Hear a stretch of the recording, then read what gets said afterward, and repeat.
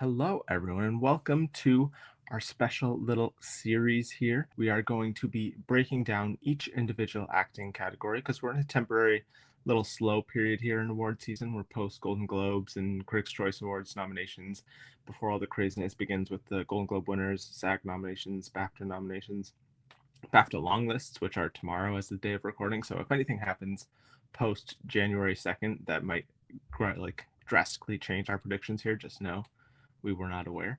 But this is more of an overview of all the contenders in the Best Actress race. So without further ado, I think this is the most interesting category pretty much every year. Best Actress, always one of the most competitive ones. So we're going to go over all the people who we think are still contenders to potentially get nominated, all the things that are going in their favor and against their favor. I think it's still a pretty open category. So yeah, and we're not going over them, by the way, in case you guys might think we're not going over them in the order of which we think they're likely. It's just a random order with which we talk about them. So before we get into each contender, any thoughts on the overall Best Actress race this year, Anthony?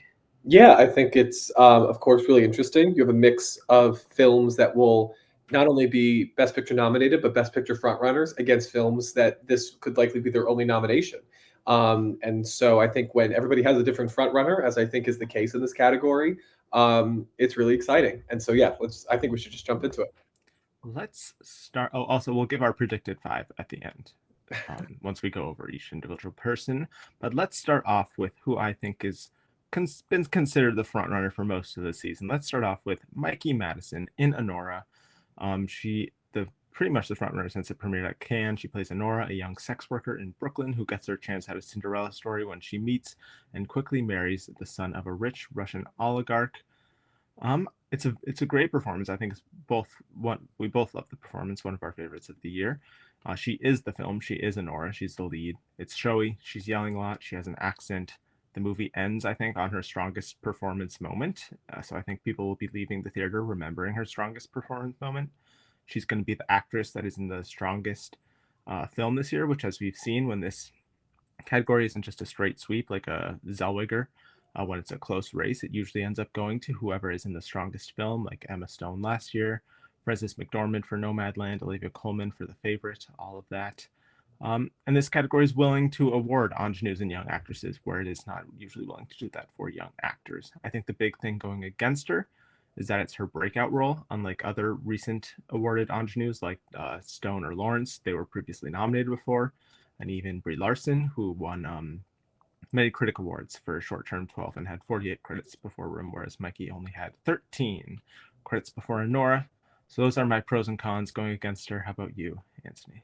Yeah, I think when you compare it to other modern ingenues, I mean, you brought up Emma Stone, Jennifer Lawrence. These were popular actresses. I mean, Emma Stone was going into her uh, performance with La La Land, having been part of the Amazing Spider-Man series, Easy A, Super Bad, Zombieland. These were popular titles. And Jennifer Lawrence, of course, that same year headlined the Hunger Games, coming off of the previous year's X-Men First Class. So Mikey Madison just doesn't have that same like recognition yet when it comes to people knowing who she is, and that's what I think could really hurt her, because I think they're going to see the nomination is the win. Right now I feel like we're determining whether she is that next, Brie Larson or Jennifer Lawrence. She could very well be Vanessa Kirby, which is this up and coming actor that people know of, that gets solidified with the nomination, but then that's as far as she goes. I think that's very possible for her, especially if the movie isn't as well received 2 months from now. We're still early days. Oscar nomination voting is happening. I don't think either of us expect this to be, a leading contender for the most nominations. And so I think when it comes down to people actually, the people who have been resistant so far to watching Anora, having to watch Anora, let's see how the conversation goes. I wonder, because this is a performance that I do think is very far afield. Say what you will about, Poor Things and Everything Everywhere, and the last two Best Actress winners. There were different things about those movies that kind of subsided the quirkiness. With Everything Everywhere, at its core, it's a mother story, and Michelle Yeoh, overdue factor.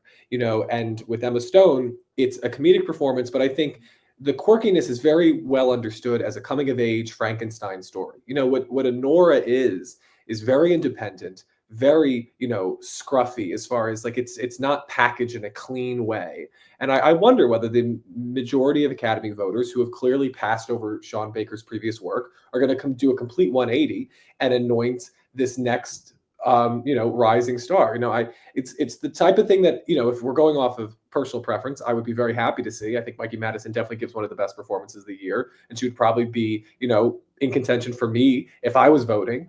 But, when you have the whole Academy voting, I'm curious to see if she's able to eke it out to the end. So I think there are definitely positives, definitely some things that I'm worried about. But, if she starts to build momentum, those things could start to go away if there just is a general consensus. Because a lot of times, especially with the acting, if like it starts to just become an inevitability, the Oscars don't tend to stop that. But I do think what she's helped with in this Best Actress race this year is there's a shockingly low amount of like Academy darlings or veterans here. It's a lot of like newcomers. It's not like there's some overdue actress who's gotten like 6 nominations, or like we'll talk about some people who could have potentially been that, but it's not like there's a huge veteran that she's going up against here. So I think the field being so open and full of newcomers and first time nominees does help her as well. So yeah, I think she can definitely win, but I think both of us are a little more wary about it than maybe some others are. So let's talk about a fellow performance that debuted at Cannes this year. Let's talk about Carla Sofia Gascon. She's the co-lead of one of this season's strongest films, and Emilia Perez. She's playing a former cartel boss who wants to leave their past behind and transitions into a woman. I'll let you begin here on pros, cons, everything. Yeah, I think the pros is that she is playing such a unique character that I think stands apart from many of the performances this year and of any year. She's definitely in a film that could be, if not the number one, could be definitely one of the most nominated films of the year, which means that you have cross-branch support. She is like Mikey Madison, a new talent, doing something that I think is really exciting to people in this film.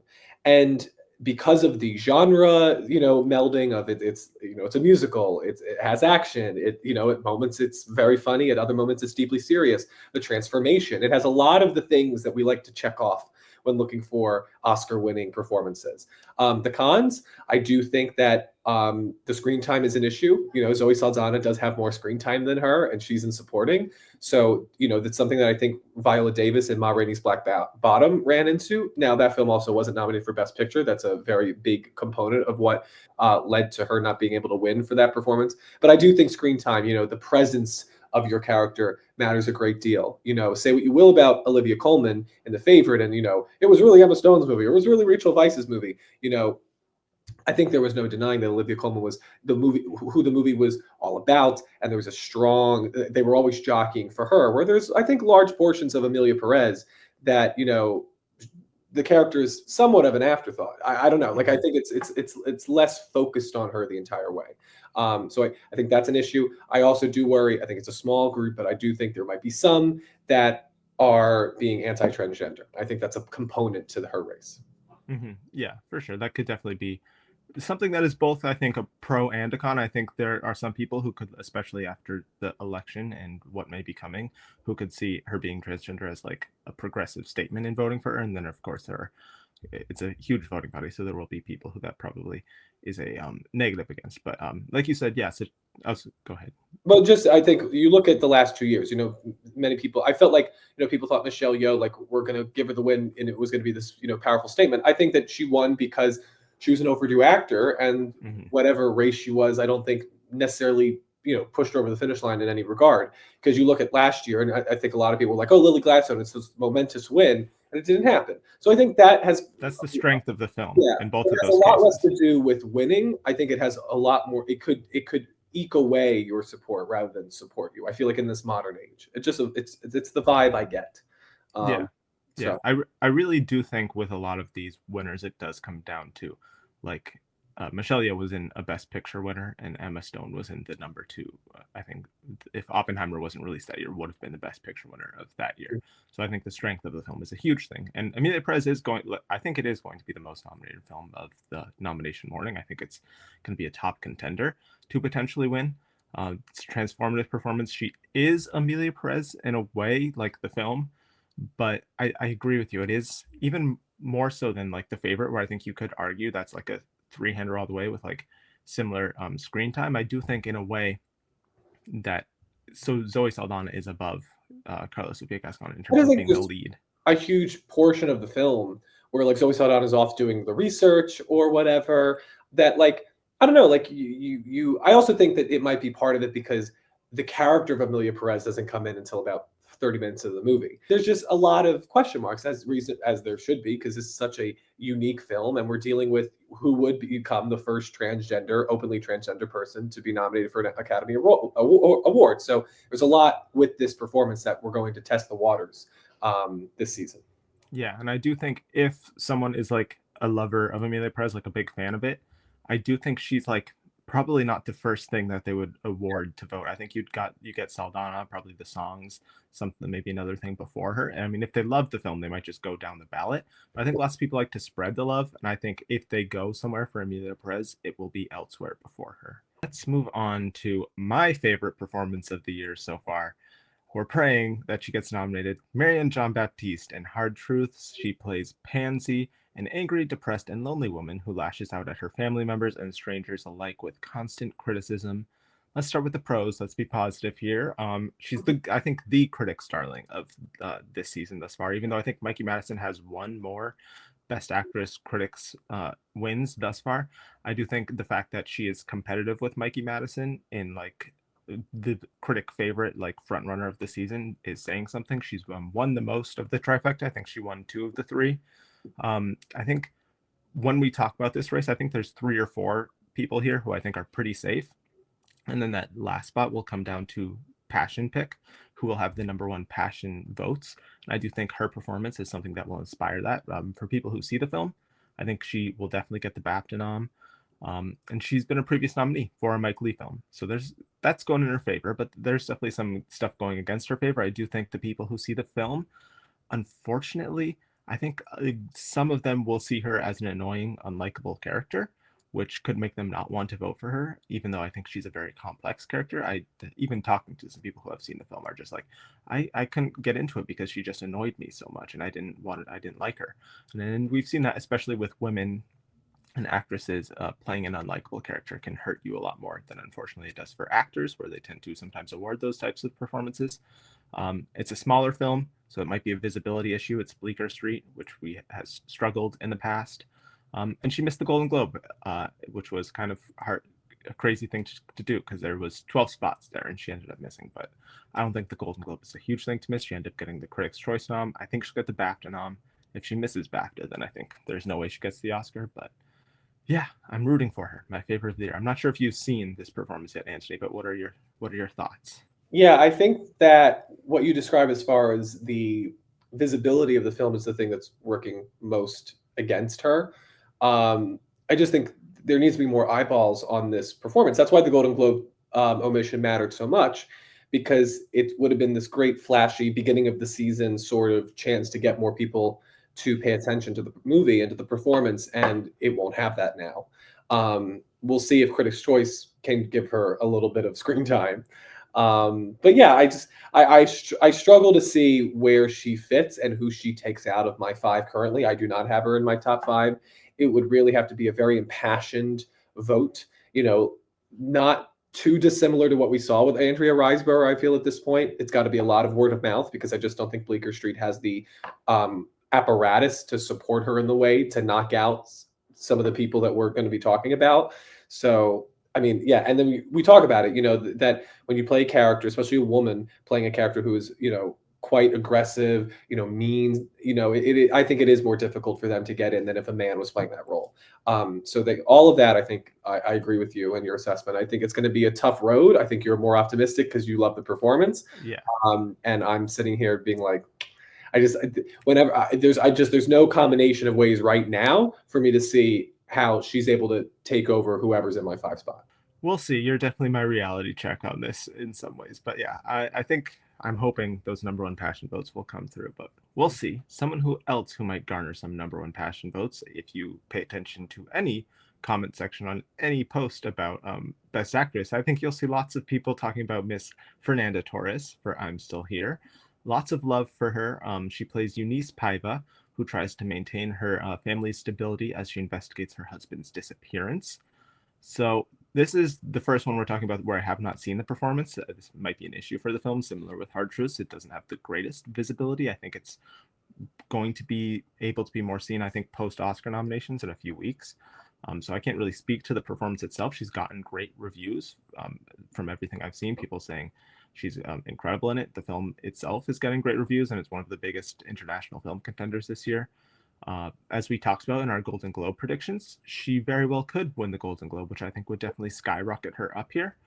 But She needs that Globe win. I yeah, think if she doesn't get the Globe win, I think it's very unlikely because this is also a movie that's going to be very, it's not a high priority screener for most voters in the acting branch.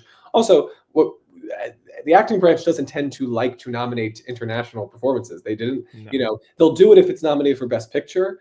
You get your Yalitza Aparicio's and your Marina de Tavira's, but like none of the Parasite people even got nominated, and that won Best Picture. And then, Renata Reinsva for the worst person in the world. People had talked about her because it was going to get into screenplay. The acting branch didn't bite. So I think she'll need that Globe win to solidify her. I just failed to see, and this again revealing that I think that it's more likely not going to happen because I just don't see the narrative that would get her above some of the other contenders. When you look at films like you look at people like Isabelle Huppert and Elle, or Marion Cotillard and La Vie en Rose, these were international performances, but Marion Cotillard had the benefit of playing a very Oscar-friendly role. She's playing it's a biopic about a famous singer, and we all know the song that she's known for. I think that lures people in. I also think that when you look at Isabelle Huppert, she's a well-renowned yeah, international actor. So the idea that I just don't think Fernanda Torres unfortunately is at that level. Where like the independent people are like, oh, this is like the Meryl Streep of Europe. Yeah, there's no sort of that conversation isn't happening for I'm Still Here. So I do think that will hurt her. Again, if she's able to win at the Globes, that could give her some last minute momentum right before the voting, but I still think it's unlikely. yeah. I do. I agree. I will say, in terms of another thing going for her, she does have SPC behind her, Sony Pictures Classics, who is great at getting those acting contenders in there. In there, I don't have to name them all, but you can look at the past, especially the lead actor and actress categories. They're very good at campaigning Mhm. some to get in there. And I think with Saoirse Ronan and Tilda Swinton kind of falling off, she is their only push really in this category. So that could help her. As we mentioned, she does have passion from Brazil, which is I think upping the awareness for the film for sure. But I agree, the acting branch just doesn't go for foreign performances. That like they really only do it when it's either a Best Picture film or it's a well-known actor like a Penelope Cruz or like you said an Isabelle Huppert, a Marion Cotillard. They for some reason I think the acting branch is just I think behind a lot of the other branches in those regards.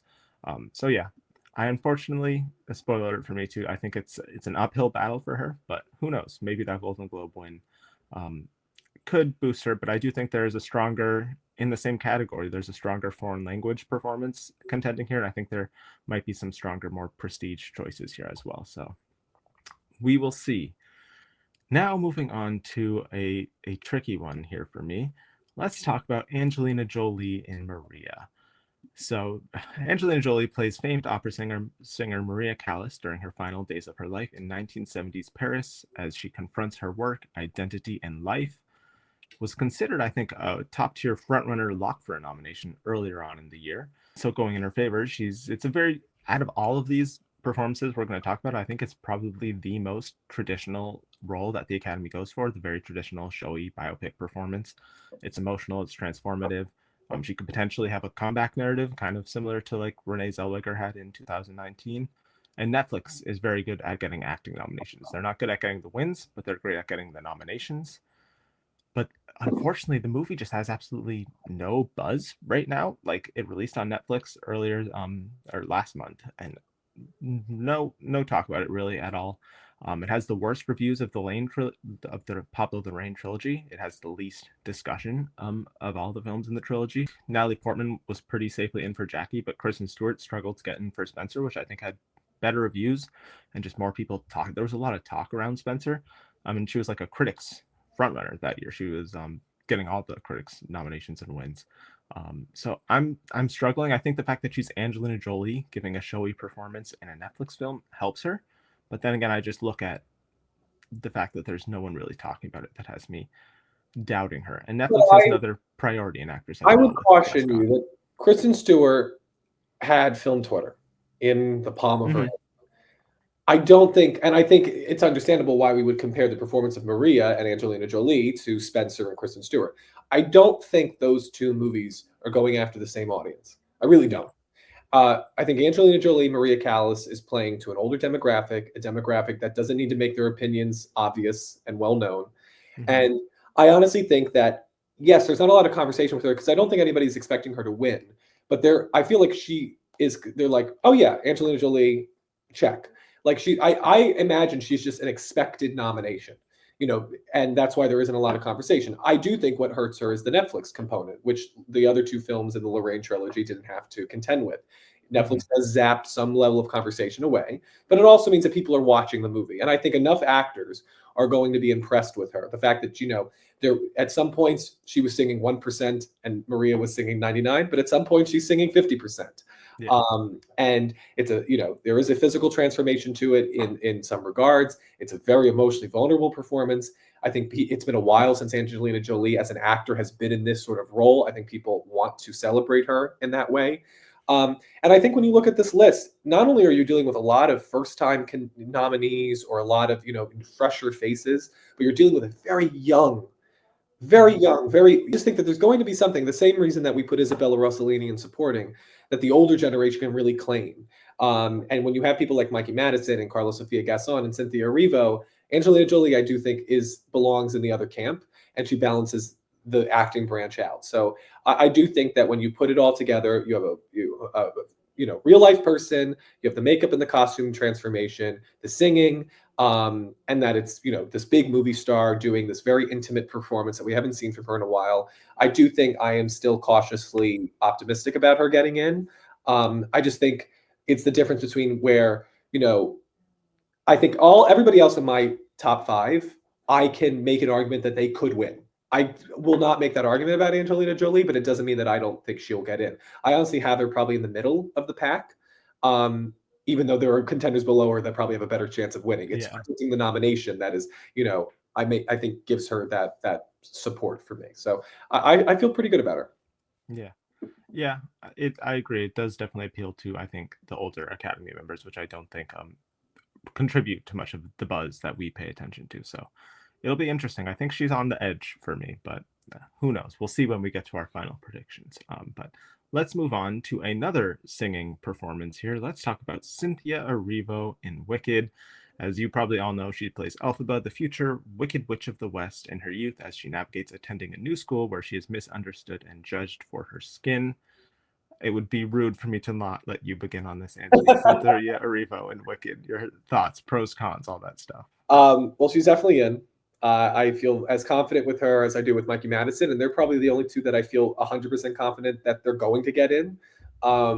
Because, I mean, Wicked, I think with Amelia Perez is going to be one of the most nominated films of the year. 8+ nominations, I think, are coming in for Wicked, and she's the emotional heart of the movie. And I think that there has been no conversation, I think, post-Thanksgiving where you talk about Wicked and you talk about the brilliance of Ariana Grande, who we think is a frontrunner to win supporting actress, where you don't follow that up with also talking about Cynthia Erivo, or you start with Cynthia Erivo and then you talk about Ariana Grande. Yeah. I think this campaign has been very smart to keep them together, not dissimilarly to Roma, and keeping Yalitza and Marina together, and Alfonso praising the both of them whenever he could. And so I think she has that going for her. She has the fact that it is a musical performance with a very clear, visible transformation. She gets so many great clipped moments. I mean, Wizard and I, Defying Gravity, I'm Not That Girl. I think, frankly, what I think makes it one of the great performances of the year is when she finally realizes what's going on in the Wizard's, lair, for lack of a better word, and she's piecing it all together, and she gets more and more upset. Like, I think that's just the perfectly calibrated performance that I think is going to appeal to large swaths of the acting branch. I think she will also come in with all of the nominations for all the other award shows. I think she could potentially win with SAG, which would be huge. If not by herself, she could win for the ensemble and accept the award and get some great speech time there.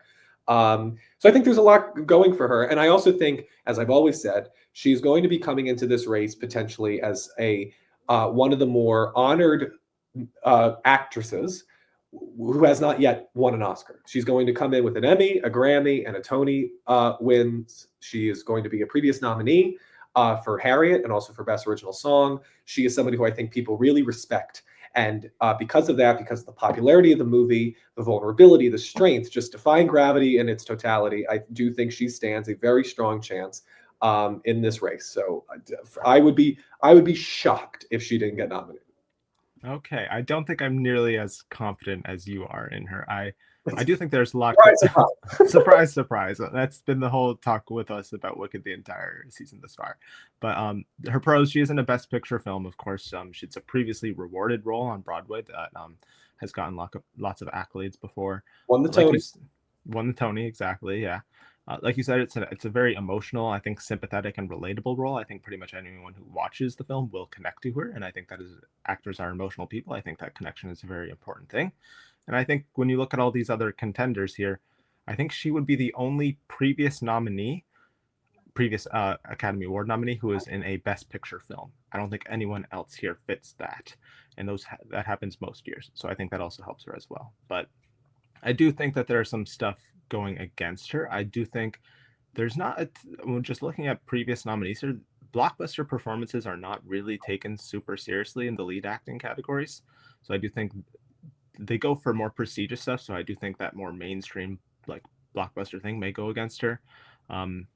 Some people are saying she's overshadowed by Grande. I disagree with that. I think it is a two-hander there, and I think she is just as good, if not better than her. So I think most people who see the film and like the film and would vote for Grande would also vote for Erivo. Mm-hmm. They may think, like we've seen with Dune and other films in the past, they may think, oh, we have another chance to reward her with Part 2 next year, which from what I've heard from people, might be an even juicier role for her in the second half. It's tough because I really I understand the logic, because personally I do feel like the peak of their performances is going to be them singing For Good. I'm not prepared in any way, shape, or form for that. I have no clue what that means, but yes. It's the final song that the share. So people who know the musical know that it is an emotional wallop in the history of Broadway. It's like very few things touch that song. And so, like, I know that scene is coming, but I do think I think they've done a good enough job of telling people, like, this is the year to honor Wicked. Do not wait. I think the fact that I think also, and I'm interested if you think this, you've been told that, like, the big songs are in this one. Are in the first half. Yeah. Popular, Defying Gravity. You know, we have their big songs. So, but I think it's a possibility. But they've been very smart. They're not, they just said that this is the title, this is the release date, but no images, no trailers, and I expect that to be the same. They don't want people distracted with the sequel. Where I think Dune, there was no way for them to. I mean, it's the story of Dune Part 1 was too incomplete for them not to realize that. Yeah. Where Wicked, I think, at least is a complete story. Yeah, it feels more complete than Dune for sure. I do also just worry about. I know people are making the comparisons with her to Margot Robbie. I think maybe you can make that comparison, but I just do think her performance is much more emotional and showy than Robbie's was in Barbie. But I do think maybe similar to Robbie last year, she may get a lot of votes based on how seen the film is. Lots of people will vote for her, but I'm not sure how many, like, number one passion votes she may get. There may be people who are like, oh, I'm gonna put Cynthia in there. I really liked her, but, like, I really need to put, like, I don't know, Marianne Jean-Baptiste or, like, whoever their passion pick is, like Madison, Carla. Yeah, I think what we have to start to understand is in this post-pandemic age, what sort of where the blockbusters fall. Because, I mean, Oppenheimer was a blockbuster. It didn't feel like a blockbuster, but it made $1 billion. So you could argue Cillian Murphy is a blockbuster performance. So that's where it's like, I'm really interested, how is Wicked being perceived? Is Wicked being perceived closer to Chicago and La La Land or Barbie and Dune? And I still think that's yet to be, understood. I think the key thing will be score. If Wicked is able to get into score, then we're going to start to realize, oh, they really want to nominate this any chance they get, even if it really doesn't make sense for an original score. Yeah. So yeah, I'm curious. The other thing too that I think she has going in her favor is I do think there's a lot about what that role represents, not only for the history of cinema, The Wizard of Oz, how we understand people, a lot of the themes, the political themes, I think are very prescient now, but I remember seeing it with my family over Thanksgiving, and we talked about how, like, somewhere in the movie, we stopped seeing the green. And because she was so rooting this in a very visible, grounded reality of like, we just started seeing her own skin color. And I think if Mhm. she leans into that, I also think that could help her because it talks that it's not a blockbuster. It goes beyond that. It has more weight to that. And I think she has definitely calibrated her performance to do that. It was her choice, I believe, to wear the micro braids to link that to her own self. And so I just think she had, I struggle to see a world where a musical performance, the lead in one of the most iconic roles of all time, and a Best Picture contender does not get it. I would be shocked.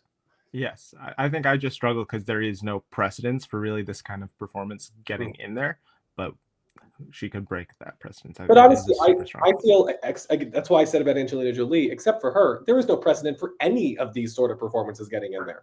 I mean, I think Mikey Madison. It's not like you can list a long list of names that support her getting in there. We'll Mhm. talk about the very exciting performance with I don't want to spoil it, but everybody knows what I'm talking about. That could Yeah. get in. These are not. I think it's really exciting that we're dealing with 5 characters potentially, where only one of them is a sort of expected nominee. Yeah, that is true. I'm wondering if this is the performance you were talking about. Let's move on next. Probably not. I don't know. Let's see. To Nicole Kidman Not the in one I Baby was Girl. talking No, about. I wasn't completely sure. I still don't know who you're The talking other about, one. but okay. Nicole Kidman in Baby Girl plays a high-powered CEO unhappy with her sex life who puts her career and family on the line when she engages in an affair with a young intern. This has been a little bit of a passion pick for me as well this season, but unfortunately, I am beginning to lose a little bit of faith in it now that it has fully released. I was counting on a little more box office and good buzz, and the audience reception has not been amazing. So that makes me a little concerned, but I do still think she has some of the pros we mentioned for other people going for her. She is one of very few Academy darlings and veterans this year, in a year with very few of them. And I think you can just look at people like last year when everyone was predicting like a Robbie or a Greta Lee. And then Annette Bening gets in because she is within the acting branch. Those connections, being that veteran, being beloved by the Academy, does But she still was in a help you get in movie there. that was as far afield from Baby From Girl Baby that Girl, I she can was in a much more possibly imagine. yes, that applies much more, I think, to Maria than it does for Yeah. Baby Girl here. But I do still think the industry adores Nicole Kidman. She works like hell. She has like more connections than most people, I'm sure. She's A24's only push in this category. She won the Volpe Cup. She's getting some of the best reviews of her career. Mhm. But like you said, this is a film that is surprisingly divisive, in my opinion, but maybe not surprising to others. But yeah, it's not the type of Academy palatable performance or film. It's a movie centered around sex and female pleasure, and that might struggle with the Academy. And she tends to not Well, get nominated for her more bold and interesting roles. it's So just that where's her voter support? Because I think honestly they're going to be split between Demi Moore and Mike Madison. That's the yeah, benefit that I think other performers have is that they're you can't compare them to other nominees. You can't compare Carla Sofia Gasson to any other nominee. You can't compare Cynthia Erivo. You can just they sing. All right. I don't think there's just a musical contingent of the acting branch where I do think they're going to be. This is a character who I do think some people are going to say maybe is not as fully realized as Mikey Madison in Honora, which is also a very sexually demanding performance. Yeah, I've seen this, and as soon as I saw it, I kind of dropped it off my list. I just don't think it running in and out of camp to me was very similar to Amy Adams and Night Bitch, and so I struggle with a world where they take this movie as seriously enough to get it into the 5. She is Nicole Kidman, but that could also be a detriment because it could be Tom Hanks syndrome, where she's not. You have to be so good to be in there. As I mean, Tom Hanks went from Castaway to A Beautiful Day in the Neighborhood with no nominations. Nicole Kidman could be in that same rut now because she is so ubiquitous and so popular that they're like, well, we're not going to nominate Nicole Kidman for this. So I think she has a much higher uphill battle than I thought she was going to have. I think it's not the traditional type of performance that they go for, and it's not being greatly received by the general audience. I do think the Academy tends to, I think, lean maybe a little more towards general audience than when the critics, The what the actors. critics tend to love. The actors, especially, yeah, for sure. So we'll see if she's still in my top 5. I think you guys might have an idea, but we'll see. Let's move on to, speaking of Academy veterans and darlings, let's move on to someone who kind of popped into our radar last second here in a To Leslie style. Let's talk about Kate Winslet in Lee.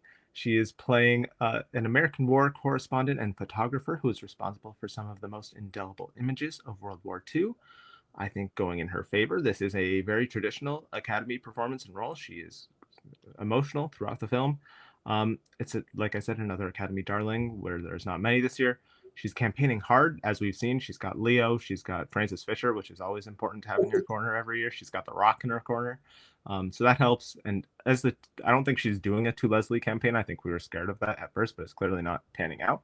But To Leslie, that whole campaign does show, in terms of the way the Academy works, that you only need a certain number of first place votes and passion picks to still get in there. And I do think she's pushing amongst her, at least her fellow friends who are in said branch, enough that I think she could be lots of people's number ones who are like, well, I love Kate. And she's clearly very passionate about this film. She produced it. She's been behind it for like 7 years. So I think some people might be like, well, I want to give her that little showing of love. But it is an underseen film. It's low visibility, which always hurts. It's not a great film. Also, it's quite middling, but that doesn't hurt plenty of other films in terms of the performances. She's good, but it's not her best work. So I do think that hurts her as well when it's not like clearly your best work. Yeah. The thing about Andrea Riseborough is that this was an actor who a lot of people had worked with and had respected, and this was their chance because this was the best performance of her career. Yeah, that passion is not going to be there for Kate Winslet. No. I will never deny it because Kate Winslet is one of the most beloved, iconic, popular actors of all time. I mean, she was the lead at one point of the highest grossing movie of all time. And so I think she definitely gets a lot of respect and credibility because of that. I just don't think it's going to happen this year. That being said, you're right. If there's enough number ones, the race is so spread out that she could sneak in, maybe take that fifth spot from Angelina Jolie. But I struggle to. I just don't think the movie has the same level of passion that To Leslie and Andrea Riseborough had. I think there were more people coming out of that film that were just there was just more spirit with that whole campaign that I've seen thus far with Lee.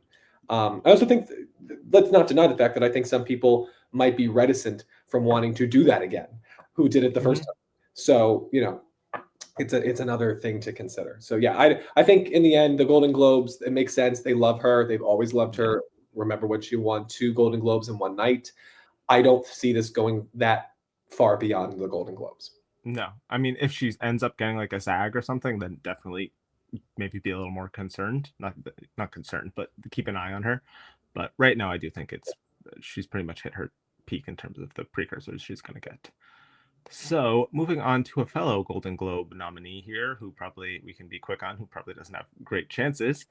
Amy Adams in Night Bitch. She plays an artist who pauses her career to be a stay-at-home mom of her 2-year-old son when her life takes a surreal turn and her maternal instincts begin to manifest in canine form. It is a big, committed performance. I think it will resonate with lots of mothers and just parents in general in the Academy. She's a 6-time previous nominee, so the Academy clearly likes her. But it is a divisive film. Clearly not everyone. Yeah. Her last nomination was 2018, and before that, I believe it was, 2013? American Hustle, I think. Yeah, before that. So it's been a while. She's had a rough patch in her career recently. So yeah. The movie is small. It's not even being supported with a potential screenplay nomination, so she would be the only thing nominated. It's also a movie that, like Baby Girl, is touching on themes that you can find in other contenders in this category. And so I think that hurts her. It's also very campy. I don't think that ever helps you. I just don't see this happening. I mean, in a world where maybe because they love her, she gets the SAG nomination, you can consider her. But I think the fact that we keep saying with all these, oh, maybe if they get SAG, just kind of proves that, like, that's literally the only path they have, and therefore the path is non-existent. Yeah, exactly. And even Searchlight doesn't believe in it. They released it in theaters, and I think they're now releasing it on Hulu in like a week. Yeah, it's already there. Oh, it's already there. Never mind. It's already dropped. Oh, my Disney Plus, right next to the Nightmare Before Christmas. Okay, yeah. So Searchlight has dumped the film, and Amy Adams is not really hard campaigning for it either. So that is that. We've got 2 more left. Another quick one we can talk about. Let's talk about Pamela Anderson in The Last Showgirl. She plays a seasoned showgirl in Las Vegas who must confront her future and identity when her long-running show abruptly closes. She's got a great comeback narrative. She's got Jamie Lee Curtis in her corner, which never hurts. It's her best performance that I've seen, at least. It's a role connected to her own like comeback narrative in a way. But I just do think it's a low visibility film. It's got a weak distributor. There are other actors in this race who will have a similar narrative that I think have a much better chance. So, If you want to talk about Andrea Riseborough, this is your contender, not Kate Winslet. yeah. This is the sort of passionate, once in a lifetime opportunity to nominate somebody for a performance they really love. We've also talked about it. The possibility of a Globes win is not non-existent, because drama is a lot less competitive than musical comedy this year. So I do think that she's higher up than I think you would have, for me at least. Yeah, There's she'd also probably be like 9. the movie's opening at the right time. Like it's opening in this, like it's already opened in limited release. It's going to go wider, not super wide, in the next couple of weeks. So it could pop at the right time. I do think it's still it's more likely not going to happen, because again, I just feel like there are other titles that have more all around support, and this would, I mean, all of my contenders, it won't be the sole nomination. And so that really, I really do think that dings you, especially in the modern era where more female-led films are being recognized. So I think that will hurt her. But I definitely think it's not a 0% chance for Miss Anderson. And I think there are many women we've talked about. I'd say more than half the women we've talked about already, that she's probably higher than them. I think she's higher than Torres. I think she's higher than Kate Winslet. She might, honestly, I might put her neck and neck with Nicole Kidman at this point. I think Anderson has, let's put it this way, Anderson has only places to rise, where I think Kidman has a larger floor at this point. Interesting. Yeah, I think you were definitely have a little more faith in her than I do. But I still don't think she's we'll going to. see. I still don't think she's fine. Again, I just feel like this is the sort of thing that could like shock. Like this is the sort of Andrea Riseborough scenario. This sort of performance, this sort of movie. Yeah, it's a narrative that I think actors especially can totally get behind, for sure. And we've saved maybe the most passionate person, at least has the most passionate fans, maybe besides Fernanda Torres, for last year. Let's talk about Demi Moore in The Substance. She plays Elizabeth Sparkle, renowned for her aerobics show, when she gets in a car accident on her 50th birthday, and she is offered a procedure that will transform her and her entire life into a better version of herself. So yeah, I'll let you start on this, Anthony. Demi Moore in The Substance, now being considered a win contender by some. What do you think? That would be remarkable and crazy. But I think there might be some reason to it. I think her struggle is the nomination. She's got to get in. We could have a completely conversation about win later. Because I do, listen, there are things that are definitely against her. I do think that as the movie goes on, she has less of a presence, especially because of how the third act takes shape. It's a very muscular performance. It would be unlike anything that has ever been nominated before. And Demi Moore has never been nominated for an Academy Award. And a lot of times, that does hurt you. If she had been nominated before and then she does this wild out there movie, it's like, oh, look at the range from her last nomination. But, they've passed her over before and they could very well do it again.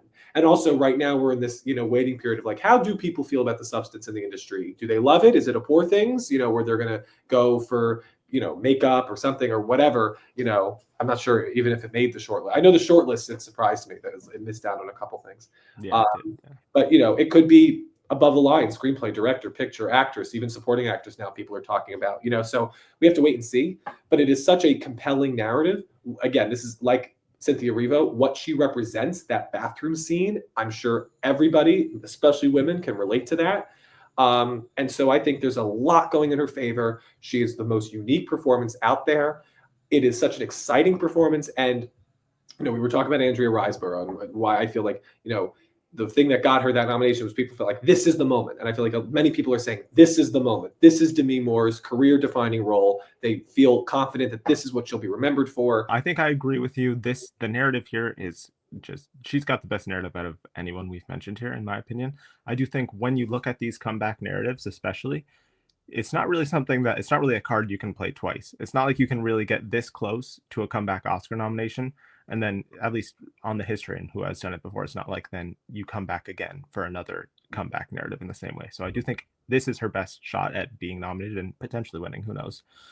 After seeing the film, I think like most people, I wasn't really like, wow, that's like a future Oscar Academy Award nominee for Demi Moore. It's not like the traditional type of performance or film in general that they go for. It'll speak to the field. It'll be like, rather than it be like, Oppenheimer in picture, it's like, oh, this is way out front. It'll speak more to like, oh, everybody's so good, but who really deserves the Oscar? And Demi Moore will then potentially. I don't know yet. I think it's funny for nominations. She's probably like my fifth spot. For a win, she's probably my third. Okay. So I don't have her running away with this yet. I think people are being a little too quick on that front because she still could miss out for more of the expected characters and narratives in films. We still don't know how they feel about the film in general, like you said. So yeah. And the short list did not inspire the confidence to put her at number one. No, I'm not gonna do it yet, but I really do see the vision because looking at this, if it's not Mikey Madison, and you look at these other narratives here, I think Angelina Jolie. I don't think that's really gonna happen. I don't think Erivo's really gonna happen. I don't think Gascon's really gonna happen. So I think she's got the best narrative supporting her, and it's a showy performance. When we talk about the makeup and acting connection, there's a very potential continuation of that trend right here with her makeup and transformation in the second half of the film. Quantifiable acting, as I like to say. Yes, for sure. So we're feeling very good about Demi Moore. So let's see our final five here for Best Actress. Anthony, I'll let you do the honors with your five here. Okay, you ready? Mm-hmm. Mikey Madison at my number one, Cynthia Erivo at my number two, Angelina Jolie at number three, Carlos Sofia Gaston at number four, and Demi Moore at number five. Okay, we've got some overlap there. I've also got Mikey Madison at number one right now. That feels like a safe number one, probably the most locked to be nominated. I've got Demi Moore at number two, just because I do think, based off the way things are going right now, and that she's really campaigning too, I think she is going to get in there. And then when she gets in there, I think she's really competing for the win. Number three, I have Carla Sofia Gascon. I do think there's a world where she could miss if the film underperforms, but right now I do think Emilia Perez is going to overperform or perform as it has been performing thus far, so it's pretty much getting everything it can. And I think that includes her. Number four, this is where I run into issues here. Number four, I really want. Do I want to do that? Number four. Reality. I guess number four, I'm gonna do Cynthia Erivo for Wicked. Very much. I have a lot more doubts than you do, obviously, but I just see a world where she doesn't get in. I do see a world easily where she doesn't get in. Yeah, I think there's a world where that's the big talk on Oscar nomination morning. Cynthia Erivo somehow missed for Wicked. I just think for the people, because I think you brought it up and I failed to mention this, if you're going to compare her to Margot Robbie, I do not expect the actors to act like the directors. I think those are very separate conversations. And I would not have, when everybody was linking Greta Gerwig and Margot Robbie's snubs, very different conversations. Yeah. And also, Margot Robbie in that movie is very reactive. She's the straight woman, and she lets everybody else get the big speeches and the big comedic moments. Cynthia Erivo is the active member of that from the beginning to the end. So, but I do think some people may see like Ariana Grande as the more like fun, goofy performance like Ken. And I do think in the comparison of the two performances, Erivo is more of the straight woman. The comparison to Robbie is really, I think, just the fact that she may miss for being the lead in a big blockbuster. And lots of people are comparing Wicked to Barbie in general this award season, which I do think is a fair comparison. But I do think the difference here is that her performance is much more showy and much more what actors go for. I'm wary, but I'm going to have her in there for right now. We'll see how our final predictions turn out. And my number five, I could go traditional. I think I could go with the safe five that I think most people have right now. I'm gonna stick with my girl. I'm gonna still have Marianne Jean-Baptiste at number five because I do think if it comes down to passion votes that she's going to have them. And I just think the level of performance is undeniable in my opinion. I just think you need people to see it. So we'll see if Bleecker Street can putting all of his love onto the BAFTA committees. I am. Keep her in the conversation. If imagine she misses the long lists and this video comes out that same day. It's like, oh, okay. Well, there we go. I shall not miss the long list, but yeah. I thought it would be fun to really quickly end the video on an actress performance this year that isn't in contention. You want to be in contention. Oh, I can start if you would like. I would like to spotlight. In particular, there's lots of great horror. I think this is a great year at the Academy Awards for horror in general. When we look at The Substance, maybe Hugh Grant even getting in. But there's one in particular, I think Naomi Scott in Smile 2 just goes through the full range of emotions in that film. I was really shocked and impressed with her performance in that. So I would like to highlight her as someone. I'll stay on your horror tradition because I think Willa Fitzgerald. That was the other one. Yeah. What a it transforms in the movie how you feel about her, how this character acts. I think it's a complete feat of acting. I was so blown away by her, and I just think that was just talk about like an achievement in acting. That was definitely one that I just love. That's Best Actress, guys. Comment your 5 predicted nominees down below. It'll be interesting to see where we align and where we differ. Like the video, subscribe to stay tuned. This will be the first acting breakdown because this is the most important one every year. So stay tuned for the upcoming ones, and we'll see you in the next one. Goodbye. Bye-bye.